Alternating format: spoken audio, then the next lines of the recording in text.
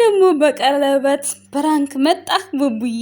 አሁን እንደው ልደት በጥያራ ሆኖ ማለት ነው። ልደት ጥያራ አላልኩም በአረብኛ እነሱ ካልሰሙኝስ።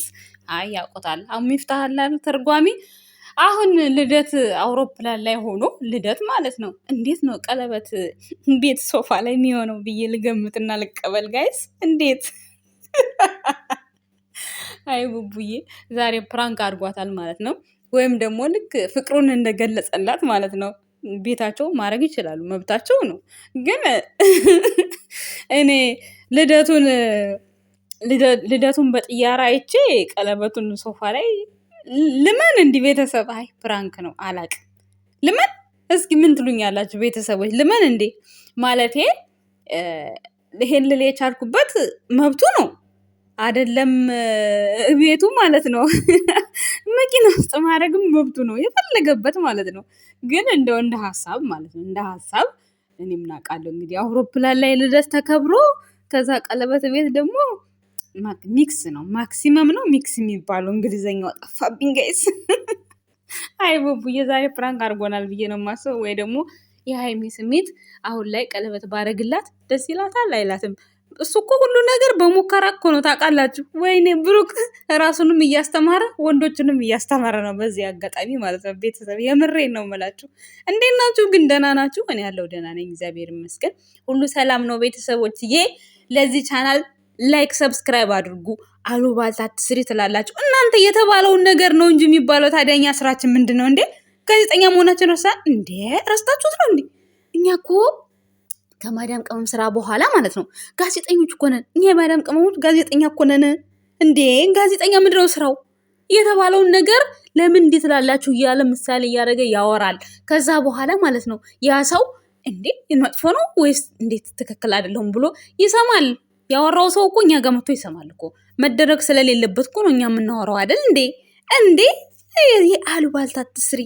ታዲያ ሲጀመር እኮ ዩቲዩብ እኮ ሁሌ ቡና አይፈላም እንጂ ዩቲዩብ ቻናል ሲጀመር አሉባልታ ነው እኮ ዩቲዩብ ቻናል። እና ታዲያ ጽድቅ ነው እንዴ? ቤተክርስቲያን ነው እንዴ ዩቲዩብ ቻናል? አሉባልታ እኮ ነው። ቡና አይፈላም እንጂ አሉባልታ ነው ዩቲዩብ ቻናል፣ አሉባልታ ነው። እከሌ እኮ እንዲህ አለ፣ እከሌት እኮ እንደዚህ የለበሰችው ልብሷ ዛሬ ደግሞ ወይኔ ሻዶዋ ምን ይመስላል ወይ? ዛሬ ደግሞ የለበሰችው እንደው ልብሷ ለዋ ላይ ተጣብቆ በቃ እንደዚህ እኮ ነው የኛ ስራ። ታዲያ ያየነውን ነገር ነው ምን ነው የምናወራው ታዲያ? እና እኛ ቦታው ላይ የለን። ቦታው እኛ አሁን እኔ ከኔ አሁን ምንም አጠብቁ። አገር ከገባው በኋላ ግን በሰው ቪዲዮ አጠብቁኝም። በራሴ ቪዲዮ ነው አገር ከገባው ጉድጓድም ገብቼ መኪናም ገብቼ ማለት ነው በራሴ ቪዲዮ ነው የምመጣው አገር ከገባሁኝ ማለት ነው። ያ ማለት ታዲያ ብሩክና ሃይሚን ከልቤ አውጣቸዋለሁ ማለት አይደለም። ሰምታቸዋል። በራስ መተማመን የሚባል ነገር ስላለ ማለት ነው። በራስ መቆም የሚባል ነገር ስላለ ማለት ነው። እንደዛ ነው እንጂ ብሩኬ ነፍሴ ከነፍሴ እንዴት ይለያል ብሏል። ሚስቱ ስለሆነ ስለሚያፈቅራት ማለት ነው። እኛ ደግሞ እንደ ወንድሜ ሚስት ስናይ ማለት ነው በምድር ላይ እስካለን ድረስ እነሱ ቢጠሉን እንኳን ማለት ነው አይጠሉንም፣ ግን ቢሆን እንኳን ባያስታውሱን እንኳን እነሱን የማንረሳበት ብዙ ነገር አለ። አገር ከገቡ በኋላ ብዙ ልጆች የሆነ በቃ አይዶ ነው ኔትወርክም ቢጠፋ ምንም ብቻ አላውቅም። በብዛት አገር ከገቡ በኋላ ሁሉ ነገር ይቀንሳል። ሁሉ ነገር በቃ ብዙ የሚጠፋ ሰው አለ በነገራችን ላይ።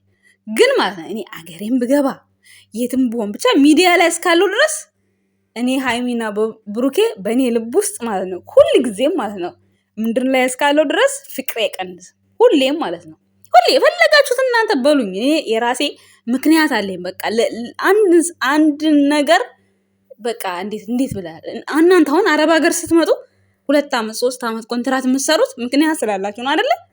በቃ እኔም ደግሞ እነሱ ለእኔ ምክንያቶች ናቸው፣ ለእኔ ህይወት ምክንያቶች ናቸው። ስለዚህ እናንተ የፈለጋችሁትን በሉ።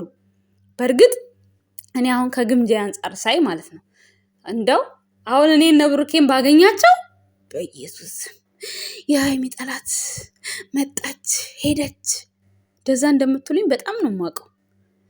እነሱ ታዲያ እንደዛ እየተባሉ ማለት ነው ማንንም ሰው ለማግኘት ኮንፊደንስ አይኖራቸውም እንደዛ እየተባሉ ማለት ነው። ምክንያቱም ቤተሰቦቻቸውን ማስከፋት ስለማይፈልጉ። እኔ ደግሞ እንዲህ አይነት ነገር ካለ እንኳ ማለት ነው ሙሽዬ ቤት ቀጥ ብዬ እሄዳለሁ። የምፈልገው ሙሽዬ ማየት፣ የምፈልገው ብሩኬ ማግኘት፣ የምፈልገው ሀይሚ ማግኘት። ቪዲዮ ላይ ባይወጣስ ምን አገባኝ? ይሄ ሁለት አማራጭ አለኝ። ገብቷችኋል አይደለ?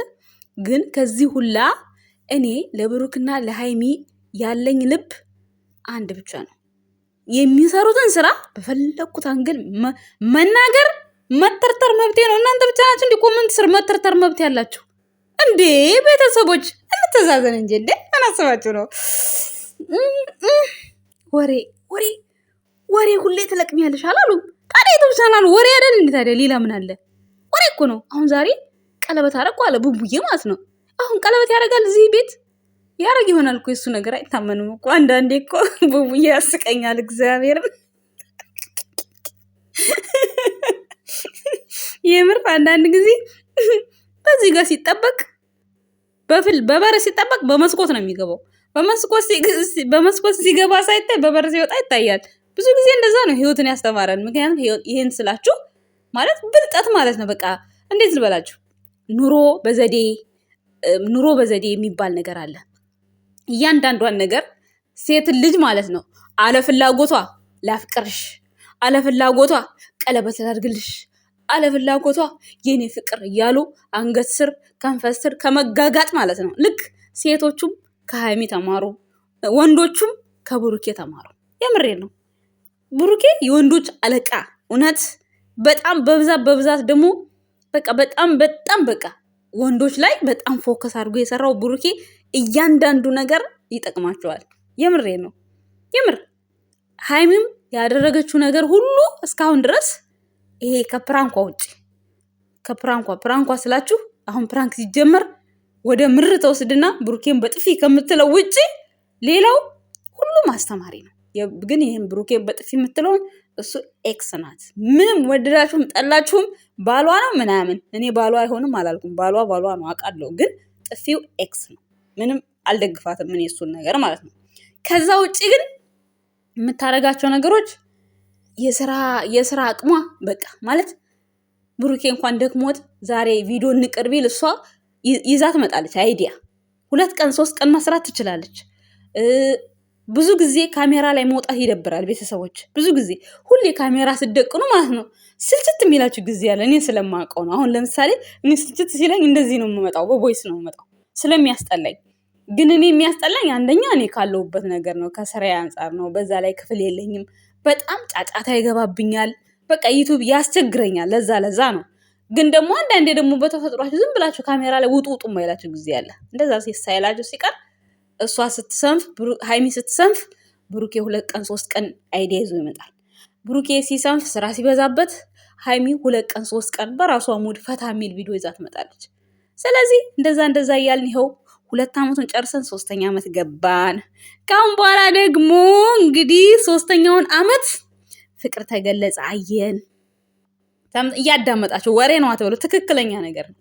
አሁን የቀረው ነገር ምንድን ነው? ሽማግሌ፣ ከዛ ቀለበት፣ ከዛ ከቀለበት በኋላ ሰርግ፣ ከዛ ጫጉላ ሽርሽር፣ ከዛ ብር አምባር ሰበረ። በቃ አለቀ። ከብር አምባር ሰበራ በኋላ በቃ ቤቢዬ ሚጥዬ ነው። ከዛ በኋላ አለቀ። ይሄ ነው እንግዲህ የቀራችሁ ቤተሰቦች። ሌላ የቀራችሁ ነገር አለ ከብሩክ? ከወለዱ በኋላ ደግሞ ምን እንደምትሉ አውቃለሁ። አዳሜ ማለት ነው እየተነሳች ውለዱ ክበዱ። የትናንትናው ምርቃት እስከፈለግሽ ድረስ አስወልድሻለሁ ብሏል። ብሩኬ ደግሞ ቃል ገብቶላታል። ሰምታችኋል፣ ትናንትና ማለት ነው። እና ሁሉም ውለዱ፣ መጀመሪያ ተጋቡ ነው የሚባለው። ተጋቡ፣ ጫጉላ ሽርሽሩን ተዝናኑ ነው የሚባለው። ገና አንዱ ሳይያዝ ውለዱ። በእርግጥ ምርቃቱ ምንም ማለት አይደለም። ያው ያፋችሁ ምኞታችሁን ነው። ትክክል ናችሁ። ግን ደግሞ እናንተ አግቡ፣ ትልልቆቹ ቤተሰብ አይደል እንዴ?